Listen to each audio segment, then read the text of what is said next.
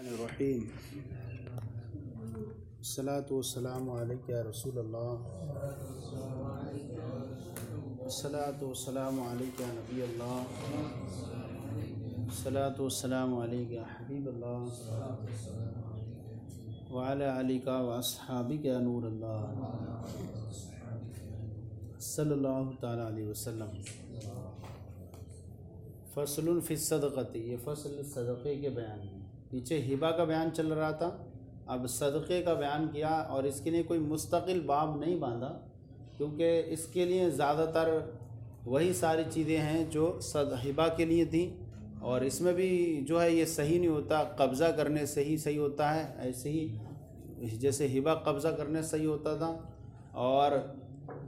جس طرح مشترک چیز میں کیا ہے جائز نہیں ہوتا تھا، وہ ایسے ہی بھی کیا ہے تو یہ ساری چیزیں وہاں پر بھی ثواب مقصود ہوتا ہے بعض صورتوں میں، اور یہاں پر بھی کبھی کبھی یہاں تو ثواب ہی مقصود ہوتا ہے، غنی کو دے دیا تب بھی کیا ہو جاتا ہے ثواب ہی مقصود ہوتا ہے، اور یہاں تو مقصود جو ہے فوراً حاصل ہو جاتا ہے۔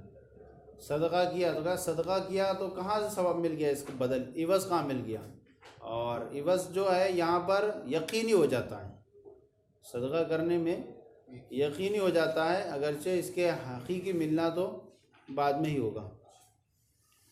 فصل فی الصدقۃ، یہ فصل صدقے کے بارے میں فرماتے ہیں الصدقۃ کالہبۃ لا تصح الا بالقبض،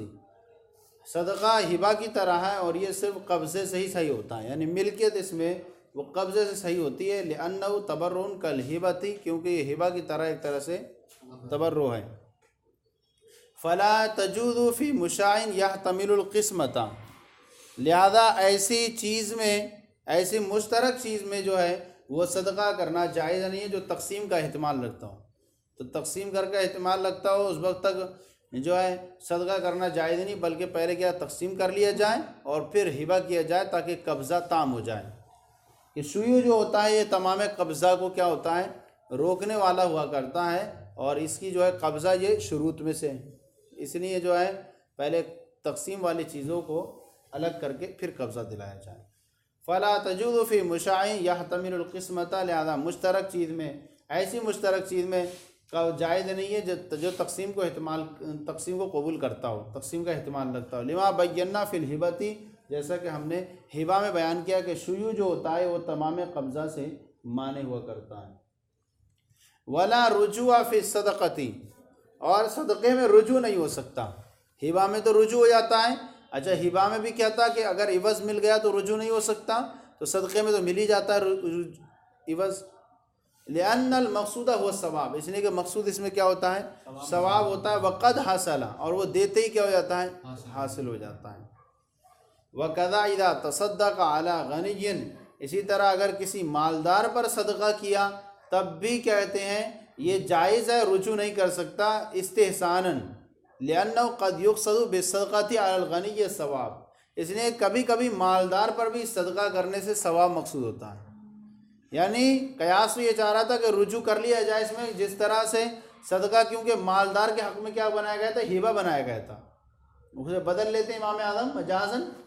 تو ہبہ بنا لیا گیا تھا، اور ہبہ جو ہے مالدار کو جائز نہیں ہوتا ہے، تو اب یہاں کہا گیا تھا کہ صدقہ جائز ہے، کیونکہ کبھی کبھی ایسا انسان جو ہوتا ہے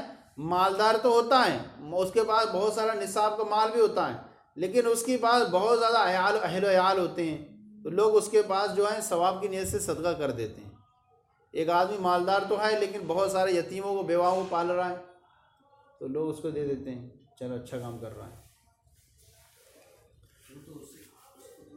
تو دیتے ہیں، مل کے اصل تو آیا تو اس کے پاس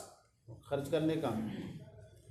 لیکن کیونکہ صدقہ کرنے سے کبھی کبھی مالدار پر ثواب مقصود، وقد حصل، اور دیتے ہی ثواب حاصل ہو گیا۔ وَكَذَا إِذَا وَهَبَ لِفَقِيرٍ، اسی طرح کسی فقیر کو ہبہ کیا تب بھی رجوع نہیں کر سکتا، لأن المقصود الثواب، اس لیے کہ ہبہ کرنے سے فقیر کو بھی ثواب مقصود ہوتا ہے، وقد حصل، اور وہ حاصل ہو گیا۔ اب یہاں بیان فرماتے ہیں کہ کسی نے کوئی نظر مانی کہ اپنے مال کو صدقہ کر دے گا، تو مال میں سے صدقہ کرنے کو کہا گیا، تو کہا کہ مال کو صدقہ کر دے گا، تو کہتے ہیں کہ یہاں پر مال سے وہ جنس مراد صدقہ کرنے کی ہوگی جس میں زکوٰۃ واجب ہوتی ہو، ایسے نہیں کوئی بھی مال، جیسے اب چادر رکھی ہوئی ہے گھر میں، دری رکھی ہوئی ہے، لحاف رکھا ہوا ہے، اب یہ نہیں، بلکہ مال سے مال تو ہے یہ بھی، لیکن ایسی جنس کو شامل ہوگا جس میں کیا ہوتی ہو، زکوٰۃ ہوتی ہو، جیسے کہ سونا چاندی یعنی یا مال تجارت وغیرہ۔ اور اگر کسی نے یہ نظر مانی کہ اپنی ملکیت کو پورا صدقہ کر دے گا تو اب لازمی ہوگا کہ اس میں پوری جو ہے مال، پوری جائیداد کو صدقہ کرے۔ ملکیت جو ہے وہ سب کو شامل ہے، اور مال جو ہے وہ صرف زکوٰۃ والی نو کو وہاں شامل ہوگا۔ لہذا ایسی صورتوں میں جہاں پر اس نے کہہ دیا میں اپنی ملکیت کو صدقہ کروں گا تو اس سے کہا جائے گا بھائی ملکیت صدقہ کر دیں، لیکن زیادہ مت بنے سخی کرنے والے، سخاوت، گھر والوں کیا کھلاؤ گے؟ تو اب ایسا کرو کہ آدھا صدقہ کر دو، آدھا روک لو، آدھا پھر جب صدقہ ہو جائے، جب اس سے کے ذریعے اور کما لو اتنا ہی اور، تو پھر اس کو صدقہ کر دینا۔ تو بچے کے گھر کے لیے سب کو صدقہ کر دیں۔ ومن نظر ان یتصدق بمالی، اگر کسی نظر مانی کہ اپنے مال کو صدقہ کرنے کی، یتصدق بجنس ما یجب فی الزکوٰۃ، تو صدقہ کرے اس کی جنس کو جس میں کیا ہوتی ہے، زکوٰۃ واجب ہوا کرتی ہے۔ ومن نظر ان یتصدق بملکی، اور جس نے کسی نظر مانی کہ اپنی ملکیت کو صدقہ کرے گا، لازم ان یتصدق بالجمیع، تو ایسی صورت میں ان تمام ملکیت کو صدقہ کرنا لازم ہوگا۔ ویروی انہ والملک سواء، اور ایک روایت یہ کی گئی ہے کہ ملک اور مال دونوں کیا ہیں، ایک ہی درجے میں ہیں، دونوں کا ایک ہی مقام ہے۔ دونوں بعض روایت کی گئی ہے ایک ہی درجے میں ہے، یعنی کیا کسی نے کہا مالی صدقۃ علی المساکین، تو اس سے مراد کیا ہوتا ہے، ملک ہی مراد ہوتا ہے، یا ملک بولا تو مال، دونوں کا حکم کیا ہوتا ہے، برابر ہی ہوتا ہے۔ وقد ذکرنا الفرق ووجہ الروایتین، وجہ الروایتین فی مسائل القضاء، ہم نے جو مال اور ملک کے درمیان جو فرق ہے اور دونوں روایتوں کے درمیان وجہ فرق کو مسائل قضاء میں کیا کر دیا ہے، ذکر کر دیا۔ اب جس نے یہ کہا تھا اس روایت پر جو وجہ جو والی پر کہ ملکیت تمام کو شامل ہوگا، جس نے کہا نظر مانی میں اپنی تمام ملکیت کو صدقہ کروں گا، تو اس سے کہا جائے گا امسک ما تنفق علی نفسک وعیالک الی ان تکتسب مالا، اس سے کہا جائے گا چلو ٹھیک ہے آپ نے نظر مان لی پوری ملکیت کو خرچ کرنے کی، صدقہ کرنے کی، تو اپنے روک رکھو اتنی جتنا کہ تم اپنے گھر والوں پر اور اپنے ذات پر خرچ کر سکو۔ کب تک روک رکھو، الی ان تکتسب مالا، یہاں تک کہ تم اس کے ذریعے اور مال کما لو۔ فَإِذَا اكْتَسَبَ، تو جب وہ اور مال کما لے، يَتَصَدَّقُ بِمِثْلِ مَا أَنفَقَ، تو جتنا اس نے جو خرچ کر دیا ہے وہ اس کے مثل اور کیا کرے، صدقہ کرے۔ وَقَدْ ذَكَرْنَا مِن قَبْلُ، اور ہم نے جو ہے اس سے پہلے کتاب القضاء میں باب القضاء المیراث میں اور ہم نے اس سے پہلے اس چیز کو کیا کر دیا ہے، ذکر کر دیا ہے۔